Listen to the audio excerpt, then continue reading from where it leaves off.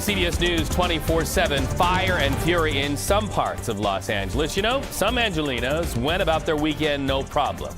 But others saw protesters shutting down freeways, burning cars, and a lot of anger over immigration crackdowns. So let's talk about this. CBS News Justice reporter Jake Rosen is joining us now. Jake, take us through the National Guard deployment in California and why that's really creating state-to-state, federal-to-state issues and tension.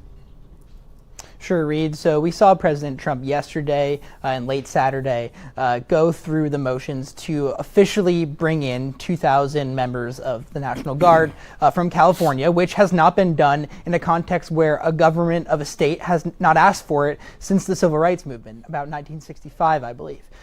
What we really see here is the local officials, including Los Angeles Mayor Karen Bass. Obviously, Gavin Newsom has been very outspoken about this for the entirety of the Trump administration, not just specifically in one incident, but that they do not want federal intervention, specifically on things like law enforcement, because given what is going on right now with these ICE raids across the state, and specifically in Los Angeles County, that are continuing, that he said going into this that he believes this would escalate tensions. It certainly looks like it did, just in terms of the crowds that we've seen at some of these protests. Gavin Newsom has said all along that he intends to sue the Trump administration over this mobilization of the National Guard. It's unclear specifically what that looks like so far, potentially more to come on that later today. But right now what we've seen is President Trump and his allies, including the FBI director, Attorney General Pam Bondi, you name it, the top law enforcement officials in the country, saying that they will not stand for what they see as an attack on police officers, while Gavin Newsom is saying they basically had this under control. Yes, it was certainly many blips on the radar and caused some big response from state officials, but they did not want the federal government to get involved because it results in more headlines, more protesters, and more violence. Okay, so, we've seen in our country rallies, riots, response, and we knew very early on that you would see the comparison to the Capitol riots of January 6th to this, why National Guard troops were not called in. All of those questions remain. What is the conversation today as we start a new week on that point and through that lens, Jake?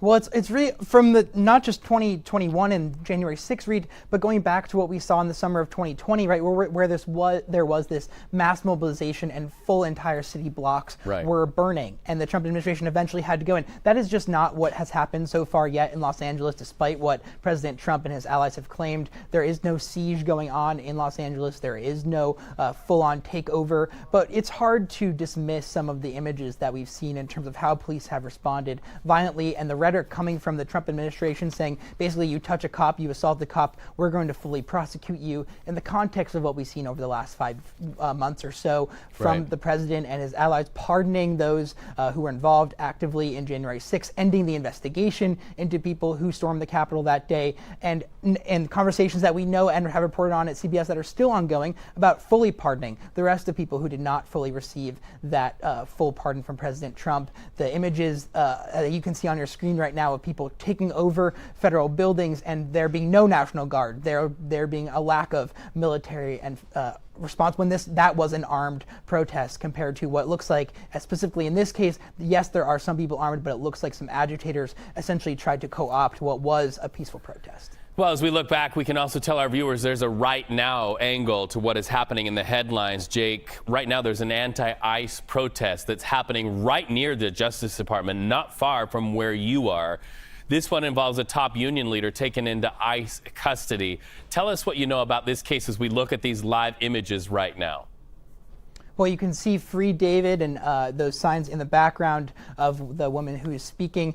David Huerta is a union leader for the SEIU union. He represents about 750,000 people in that part of California.